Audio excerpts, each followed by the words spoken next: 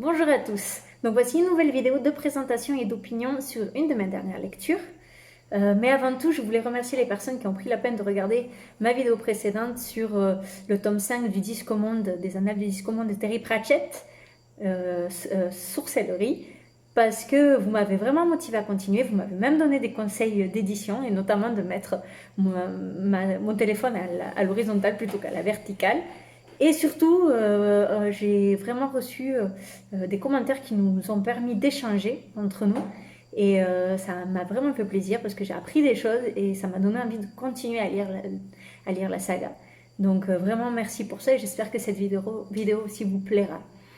Donc aujourd'hui je vais vous parler de Nial de la Terre du Vent, qui est le premier tome d'une trilogie qui rentre dans une saga. Une trilogie qui s'appelle Chronique du monde émergé, écrite par Lisa Troisi. Donc il faut savoir que cette lecture entre en jeunesse. D'ailleurs, elle est publiée par Pocket Jeunesse en France, si je ne me trompe pas. Je vous expliquerai plus loin pourquoi je ne suis pas forcément d'accord en fait. Pourquoi des fois j'ai l'impression que la littérature jeunesse a limite et certains adultes ne vont pas vouloir lire. Mais je vous expliquerai un peu plus loin pourquoi pour moi un adulte doit aussi lire ce livre. Donc quel est cet univers? On est dans un univers un peu particulier.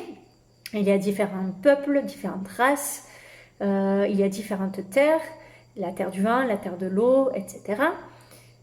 Et bien sûr, chaque terre a ses particularités. Niall, c'est une jeune fille un peu garçon manqué, qui est leader, qui aime se battre, qui aime inventer des histoires. Elle est un peu différente de ses compagnons humains d'ailleurs. Elle n'a pas la même couleur de cheveux, etc. Et elle a un père qui est forgeron.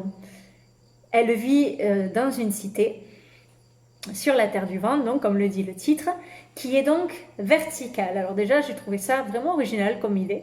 J'ai imaginé une plaine immense comme ça, verte, avec du vent, et comme une tour en fait, une cité-tour. J'ai trouvé ça vraiment intéressant.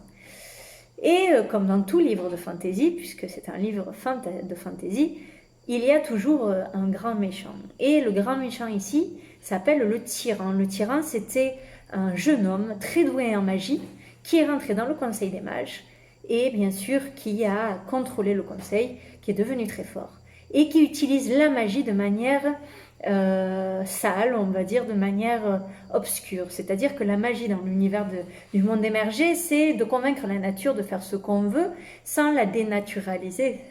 Mais le tyran, par exemple, il utilise la magie de manière à la corrompre et il crée des choses un peu horribles. Si vous connaissez le Seigneur des Anneaux, que ce soit dans le film ou dans les livres,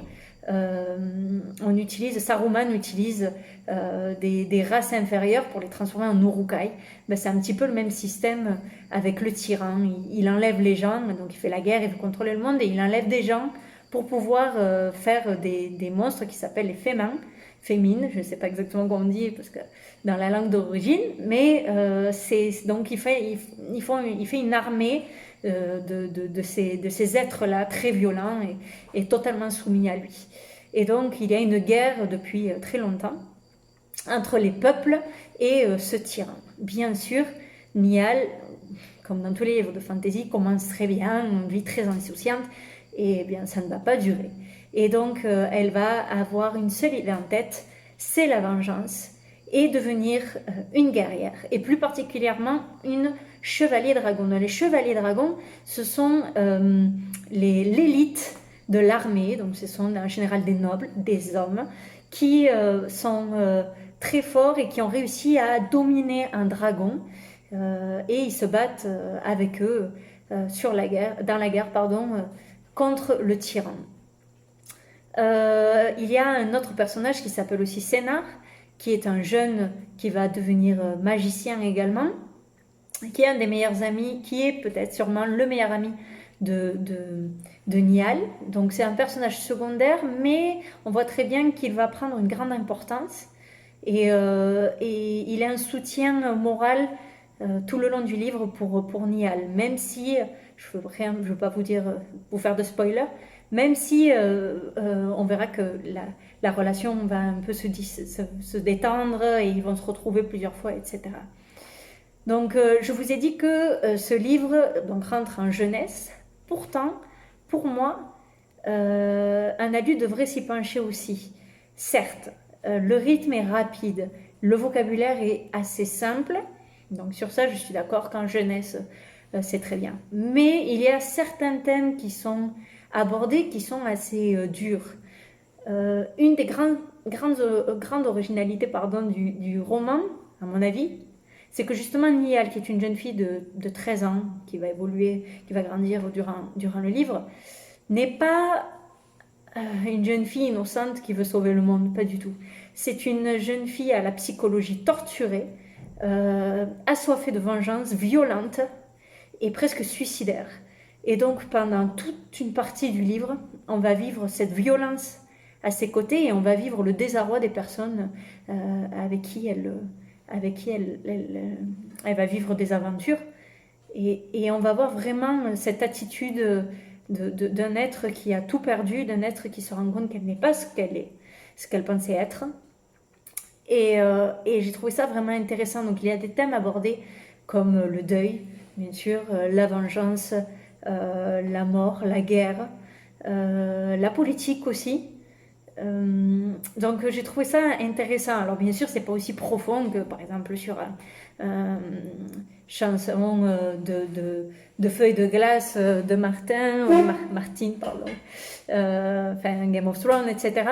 C'est pas aussi puissant, c'est pas aussi profond, on est d'accord, mais j'ai trouvé ça quand même assez original parce que je n'avais jamais lu jusque-là de livre, encore moins jeunesse, où on a cette violence et cette attitude destructrice de la part d'un personnage et surtout même d'une héroïne jeune et fille. Donc moi c'est vraiment quelque chose qui m'a plu et j'ai trouvé ça original. Il faut savoir aussi qu'il y a un autre monde dans le monde émergé qui serait le monde submergé.